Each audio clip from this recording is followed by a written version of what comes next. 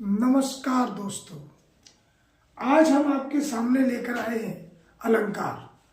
ये अलंकार का मैंने छोटे छोटे भागों में बांटा है ताकि आप लोग 2-3 वीडियो में इसको पूरा खत्म करेंगे। आज हम बात कर लेते हैं अलंकार। आप जानते हैं अलंकार क्या होता है। जैसा कि आपको पता है कि अलंकार जो है, इसका अलंकार का अर्थ होता है आभूषण या गहना। जिस प्रकार स्त्रियां अपने आप को और सुंदर बनाने के लिए गहनों को धारण करती हैं, ठीक उसी प्रकार कविता में कविगण अलंकारों के माध्यम से कविता को और सुंदर रूप देते हैं। चलिए, यहाँ मैं बहुत छोटी सी परिभाषा के रूप में बताना चाहता हूं। अलंकार का अर्थ होता है आभूषण या गहना, जो काव्य कविता की शोभा बढ़ाते हैं उसे अलंकार कहते हैं। अब हम बात कर लेते हैं अलंकार के मुख्य भाग, अलंकार के मुख्य भेद। तो मुख्य भेद सिर्फ 2 ही बताए हैं, शब्दालंकार और अर्थालंकार। अब हम बात कर लेते हैं,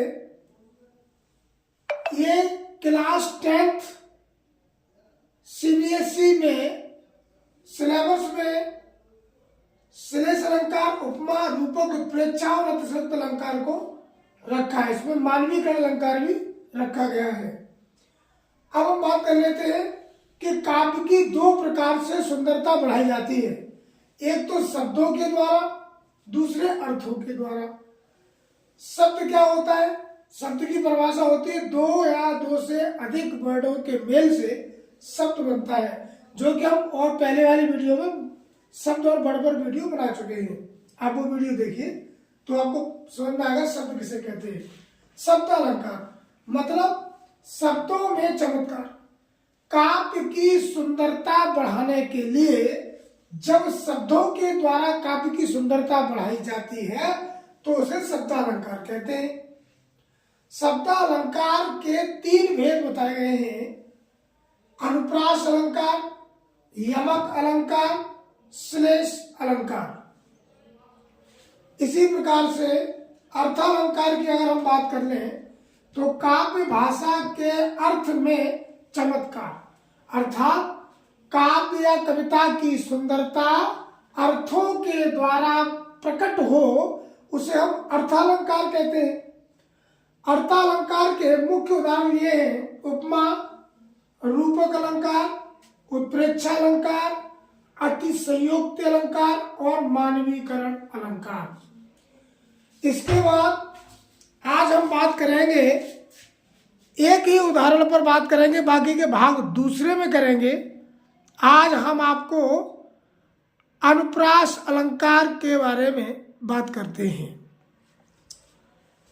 देखिए मित्रों, अनुप्रास अलंकार जब काव्य में एक ही वर्ड की आवृत्ति 1 से अधिक बार हो तो वहां अनुप्रास अलंकार होता है। समझ में आया?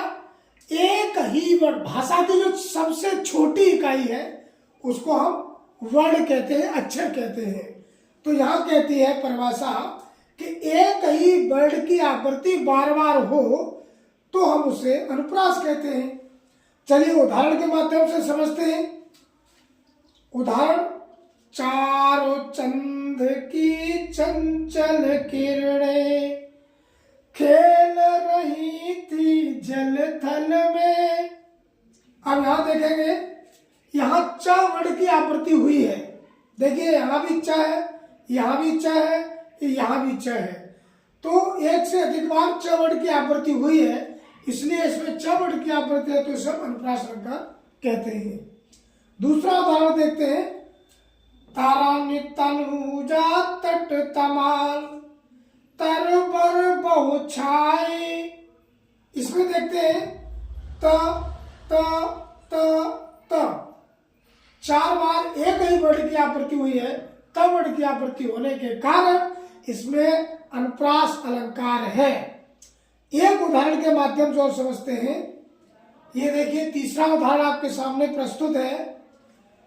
रघुपति राघव राजा राम पतित पावन सीताराम। रघुपति राघव राजा राम पतित पावन सीताराम। यहां देखिए कि रावण की आवृत्ति हुई है। यहां देखिए र र र र एक ही वर्ड की आवृत्ति बार बार हुई है, इसलिए इसमें भी अनुप्रास अलंकार है। चलिए दोस्तों, अब भाग 2 अलंकार में हम आपको इसके आगे यमक, श्लेष और अर्थालंकार के कुछ भेदों के उदाहरण सहित प्रस्तुत होंगे। नमस्कार, जय हिंद साथियों।